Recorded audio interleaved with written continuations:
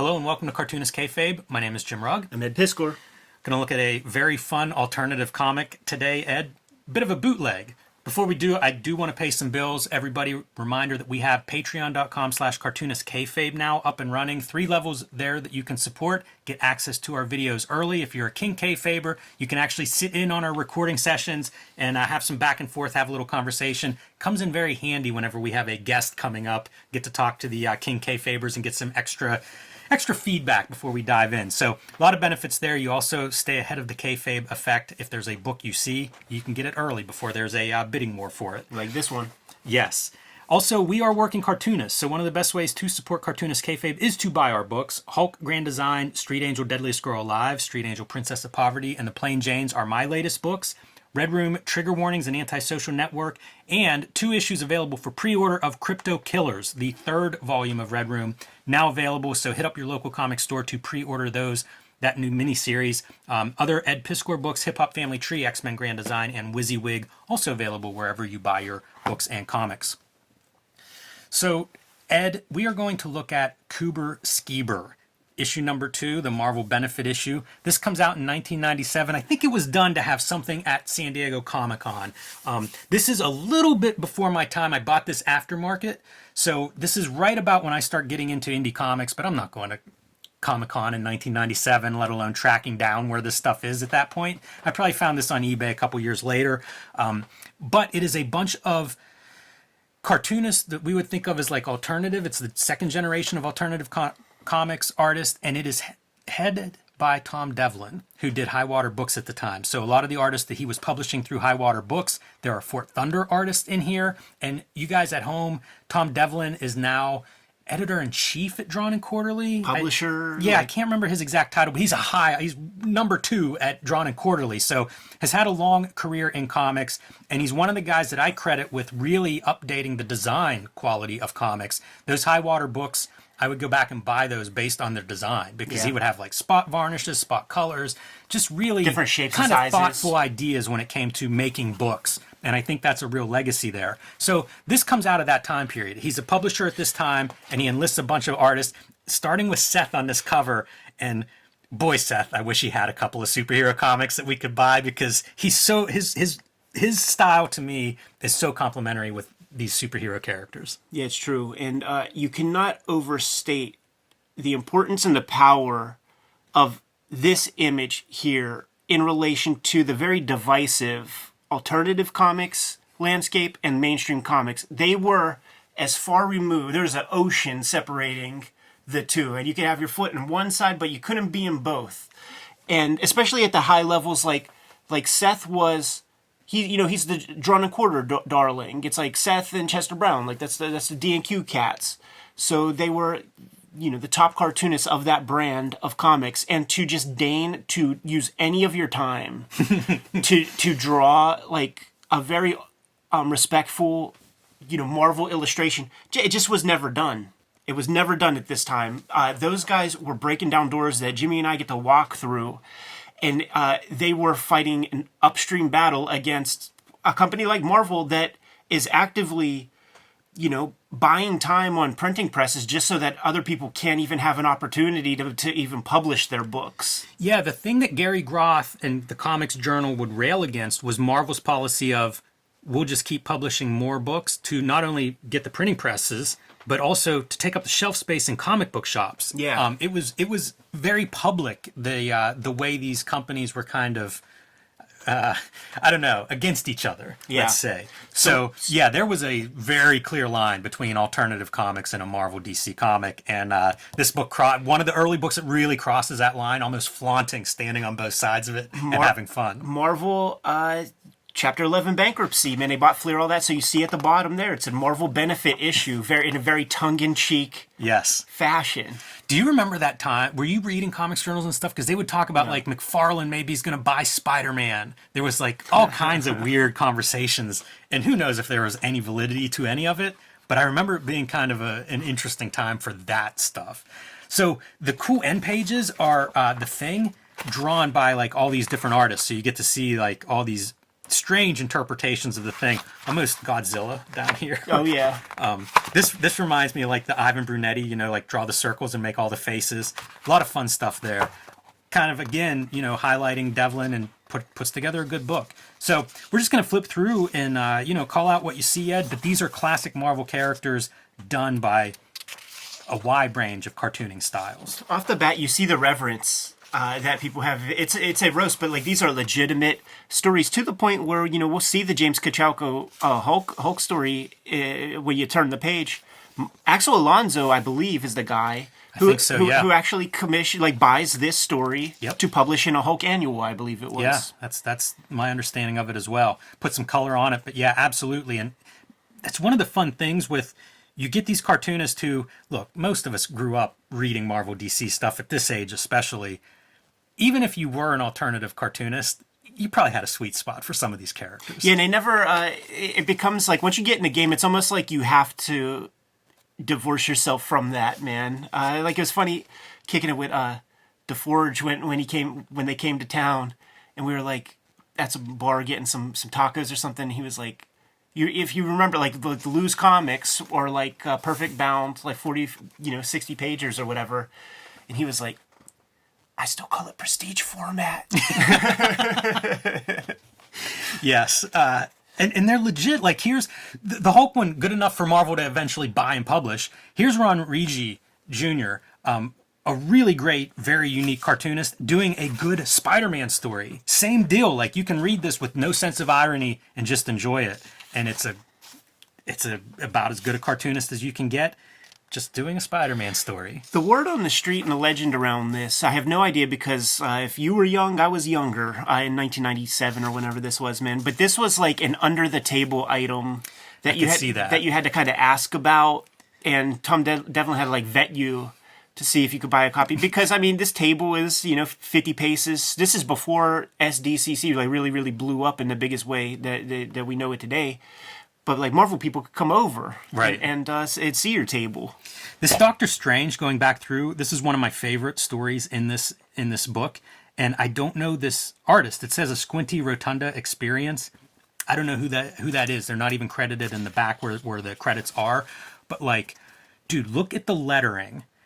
He's doing this, like, I don't know, cubist, weird drawings on top of drawings, strange consciousness, but he's even, like, manipulating the lettering. So, like, where this stuff overlaps, you'll see, like, that W's zoomed in. It's almost slightly different zoom-ins for the lettering. I love that sense of detail, and to me, that's a pretty fun Doctor Strange interpretation. There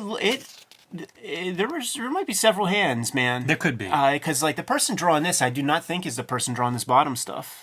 Yeah, it very well could be, but I just think it's such a cool version of Doctor Strange. That's a character that really lends himself. I don't know if you've seen the Trad Moore Doctor Strange is doing now. It just lends itself to these people who have like a really unique, I don't know, vision. Yeah. And I'm, for all the great Doctor Strange, I wish there was more of these like artists that are really pushing this kind of visuals. Yeah, I don't think there is that much great Doctor Strange, but beyond Ditko and some Plug and stuff like that.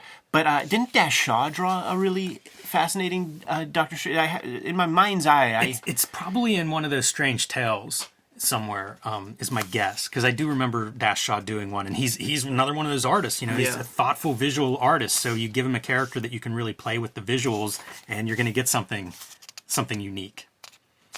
It's also fun to look at this as just a collection of like, what are people doing? It's your very early days of internet, but like an alternative cartoonist in the 90s, they really were trying to do something different, trying to create their own styles. I like this Iron Man quite a bit too. This is an artist that I'm not familiar with, but I like that. To me is just a badass looking Iron Man. Yeah. The name of like this person is credited in there? I think they're credited in the back. Cool. If you remind me, we'll look it up. But just the way he's approaching like the hands inside of the armor, I think looks really cool. Yeah, that kind of hatching is interesting. Yeah, it works pretty. Mike Lucy. Yeah, it's not an artist that I know. I don't know anything else that he has done. And it's one of those fascinating things, man. Cause like where like you will go to an SPX, you will see accomplished cartoonists, and then they go away. There's a revolving door of that kind of cartoonist. I could put together a collection of just those, like they did one book, and it's so good, and that's all they ever really did. This is unmistakable Brian Ralph. Who probably I see Cave in before this, because it was one of those best of the years in the Comics Journal, so I'd track those down. Cave-In, for anybody that doesn't know, it has a cool Mike Mignola quote on the back. So if you're like starting to look at this kind of work, very easy to get into. And it's wordless, which he's doing in this story too. And this is Man-Thing, Silver Surfer, and Galactus. And I love that he uses like, do the big splash page for Galactus. How do you make Galactus look huge, you know?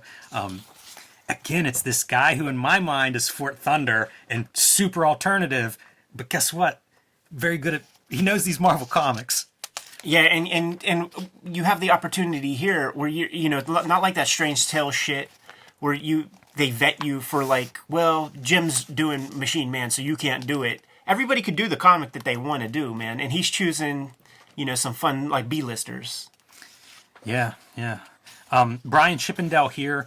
Brian Chippendale is one of my favorites to come out of this group. Definitely a Fort Thunder guy. I looked at his Big Book Ninja on an episode that you guys can check out. But he would draw in like date books and things. Like this is, I'm guessing, reproduced at size. Yeah. And would do weird things like snake reading. On a book like Ninja, that's really effective because Ninja is the size of our backdrop. So if you are following along with little panels and never moving your eyes more than about 6 inches off the page, you get the effect of like the entire landscape is full of nothing but this world. It's a kind of a fun cartoonist. And again, like dude's doing stuff that really nobody else is doing. Even to this day, I don't know that anybody's picked up too much of Brian Chippendale's style and run with it. He's another guy that I've gotten to know over the years. Likes Daredevil comics, likes X-Men comics. Isn't he like? Well, I'm not going to put this on him, but there was somebody Fort Thunder's related. I imagine. I'm just trying to remember, but like they were putting like Avengers, like modern Avengers issues on fire. And I don't know, maybe. I'm not going to put that on him. That wouldn't surprise me. But I kind of remember that. It rings a bell. Yeah. He would just grab them because like. Man, you talk to Jaime, he's like, I go to the comic shop every Wednesday. I go every Wednesday. I look at every single comic, but, you know, come back with very few. I like this stuff, too. This is another one of those style-wise that I'm pretty happy with. Very 90s, man. Like I had comics that looked with, like, these kind of proportions, you know, kind of graffiti-ish. I think this is Paul Lyons, and if it is, he's the guy who screen printed my Blacklight posters. Oh, that's cool. Yeah. And even printing was a big thing in Fort Thunder. Yeah, even Jim Mahfood early on had some proportional stuff that would happen that way. Tom Hart is, I think he's doing this with somebody, but that's Tom Hart. And I thought this was Devil Dinosaur, who we're going to see another story with, but it's credited as Micronauts. I think that's wrong in the credits. That is wrong. That has to be Devil Dinosaur. That's Moon Boy. Yeah, unmistakably, with, you know, Crib and Kirby. All right, man, here we go. Matt Brinkman, another one of the big standouts from Fort Thunder doing Warlock, and I think it might be the best Warlock. It's certainly on the short list. Like, it's a style that really fits with what Warlock looks like, and that obsessive drawing style for somebody who's, like, covered in circuitry, that's a pretty good pair. Yeah, it's fun. Those guys, if you don't know... We'll give it number 3, by the way, If you don't know, who was number 2? I'm going to say Sienkiewicz, I assume, is number 1. Yeah, Art Adams. Oh, okay, yeah. A lot of video game influence is what they talk about with the Fort Thunder stuff, too, anybody at home. Tom Spurgeon was a big Fort Thunder advocate, and you can find writing. I think there might even be a dedicated comics journal issue about Fort Thunder. It's pretty interesting because those guys were bringing that video game influence was something that nobody was really doing, you know? And it felt different whenever that stuff first hit. Tomb of Dracula, Bride of Frankenstein. Like at this time, it would be impossible to imagine stuff like Strange Tales and things ever happening. So this would be the only shot. This would be the only opportunity to do this kind of thing. See, this is the one that like makes me think of those early SPX anthologies because you would get samples like this. Because like what the SPX anthologies would be doing is it would be rare that somebody would do a new piece for that. It would be a sample of books that they're selling. So you're getting all different shapes and sizes, and then you would get some like that real shit computer lettering. This is so funny because you're doing Deathlock. You know, like Deathlock has that inner monologue, and they would do like computer fonts and stuff. Yeah, I kind of love this one's really weird, but you're right. It would fit right into some of those SPX anthologies. Yeah, and it's the built-in like Windows comic looking as a Comic Sans or whatever. Yeah, it's real close to Comic Sans. This is one, I don't know this artist either, but I really like the art in this. And I was looking like the feet to me, amazing drawing, like very minimal. It almost feels like you're tracing a photo or something, except it's off. All right. You know, like it'd be bad AI art maybe today. You know how like where like fingers aren't right or heads aren't quite right, but there's a precision to it that I really think is attractive. Yeah, it's a clean line. Yeah, very, very clean. And there's just something about it, too. And I love the amount of detail on stuff like, oh, put that city behind her and really go in and draw all those little windows and bricks and things. But then you have just like an outline for your figures. Pretty different at that time. Yeah, I would love, like, imagine this book getting into the hands of, like, the Marvel artists of the day and just like, oh, our jobs are not in jeopardy at all looking at this shit. Masters of Kung Fu making a little appearance here. It's also fun, like you say, not vetting like what you guys are going to cover and then seeing what people are into. Yeah, but then, you know, as I said that, I sort of go back on that because it's blended. Like there isn't two Doctor Strange stories, you know, so like they must have done something editorially to make sure that doesn't happen. If you look closely, these are... They got hold of blue line. I got paper. it. I got that exact paper. The instructions are on there, you know, like the art should be 10 by 15, and if it's 2-page spread, like you cut on this blue line. So they have that there, and it's consistent throughout the story, except this one page where like it's drawn upside down. Yeah, I've done that. Yeah, before. yeah. Like or like, oops. It's such a brilliant. You know, if you're gonna have that as part of your story, it feels like I don't think it was on purpose. You got to flip one around. I don't think that was on purpose. Well, then a happy accident to them. Hey, here's the other Devil Dinosaur and Moon Boy. This is Pete Carden, another cartoonist. I'm not sure what else they may have done, but I love this story. Look how good like the arm on Devil Dinosaur is. It's such a alternative comics kind of mashup weirdness. It is, because like you see the Kirbyisms in there, but then it turns to fucking Larry Martyr, you know, a couple panels later. It's so great. It's like stepping on tanks. This is such a perfect kind of thing to do with the Devil Dinosaur. Just have him, just havoc. It's Godzilla practically. And the square jaw mouth, it's good stuff. Truckosaurus. Looking, this is what you do. This is a smart move. Got to have that panel where you draw everybody. Yeah, where you actually get to draw some dudes. It feels perfectly Fort Thunder too. Like you don't go with Captain America and Daredevil and all of that. You got to go with like the B-listers. We're punk rock. I'm going to linger there for anybody at home who's trying to figure out who drew what. This is the main key to it. And they're not in a perfect order. So you basically have to find like Man-Thing, Silver Surfer, Galactus, and then see who the artist is listed after them. Big ass indicia. And I think a couple of them are just wrong. Like Guardians of the Galaxy's listed in here, but Doctor Strange isn't. You know, I mentioned Micronauts on that one. Yeah. Clearly Devil Dinosaur page. So yeah, here's your Micronauts. Oh yeah, here it is. Yeah, that other Devil Dinosaur is just not, it's not cited right. So part of the charm. This is by somebody, A.R.E. It looks like CF to me, and I kind of like it. It's G.I. Joe, and he's fighting like robots. It's only a couple of pages, but it feels like that very clean figure style that I think of with CF, but maybe not. And then Brian Ralph doing a Hostess ad. Makes perfect sense for the gestalt of the thing. And a couple of pinups, probably I'm guessing to round out your page count. If I had to guess. Yeah, sure. And this is definitely Paul Lyons, who, like I said, had printed my screen posters. Printed the Teenage Mutant Ninja Turtle, too. Like, all the Blacklight posters I've done, I think, he's printed. So, The Headlight is the name of his print shop. If anybody's looking for prints, did a good job on mine.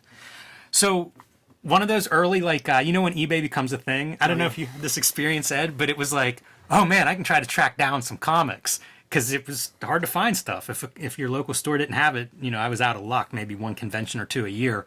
But it was hard to find back issues. So once eBay shows up, like I kind of went wild on all these things that I had heard about and wanted. And this was definitely one of those early eBay purchases for me. I wish I had my list of like all the books I ever got off eBay. Yeah.